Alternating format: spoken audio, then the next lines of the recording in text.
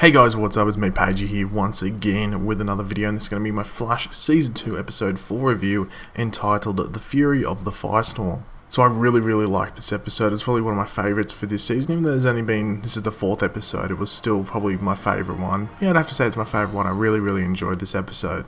So the episode starts off with us meeting Jefferson Jackson, but we learn to actually call him Jax.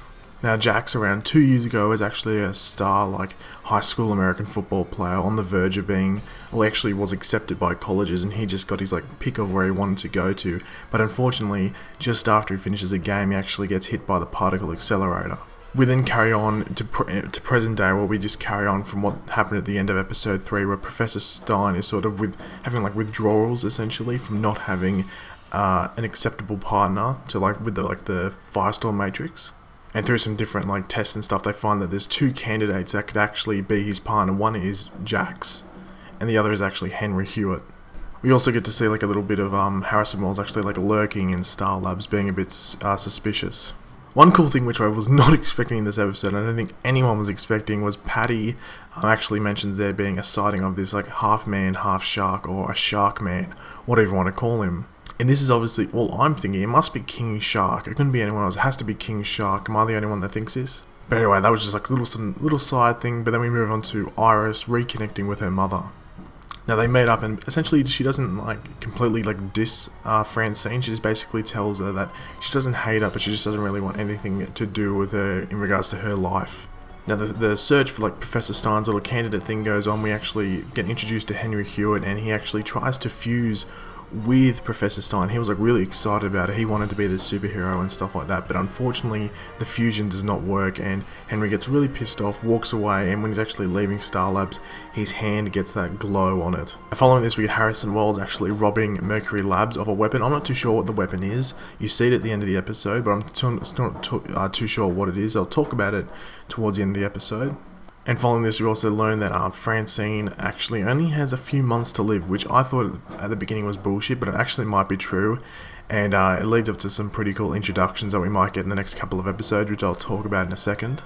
Back to Henry Hewitt, we have him seemingly having this brain explosion because one of his co-workers telling, hey, I need you to do this work, and you're being a bit lazy and stuff like that. He has this brain explosion, and I guess you could say, well, turns into Tokamak. And this is actually his character from the comics. Henry Hewitt is Tokamak. But they don't really call there's a little hint to the machine that he's named after, but they don't actually call him this. Just in time, Jax actually agrees to partner with Martin Stein, or Professor Stein, whatever you want to call him, and now along with this, the new and improved Firestorm, along with Barry, actually take out Tokamak. And it was pretty interesting because they took him out on the field where Jax originally got hit by the particle accelerator. Now throughout this, you can see Jay still getting used to his abilities, and we'll probably see that evolve probably in Legends of Tomorrow. Now this was the thing which I thought they would get to, but I wasn't really expecting in this episode. I thought it might be in the next episode, but Iris actually uncovers that Francine had a son 8 months after she left Central City. So if you know, a baby takes actually 9 months from conception to birth, averagely, usually that's the set amount of time. So she conceived the baby, or conception, was done while she was still in Central City. So Joe is 99%, or maybe not 99%, but most likely the father. She might have had some sort of affair, but you don't think so. You'd think Joe would be the father. So this is obviously going to be Wally West. You'd have to assume it'd be a massive cop-out if it was not Wally West. Maybe it was just oh, here's Jim West.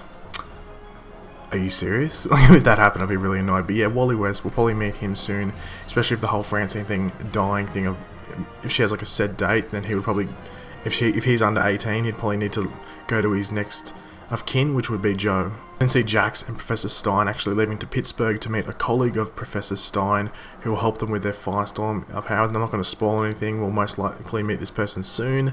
But we'll have to wait and see. I'm not going to spoil anything.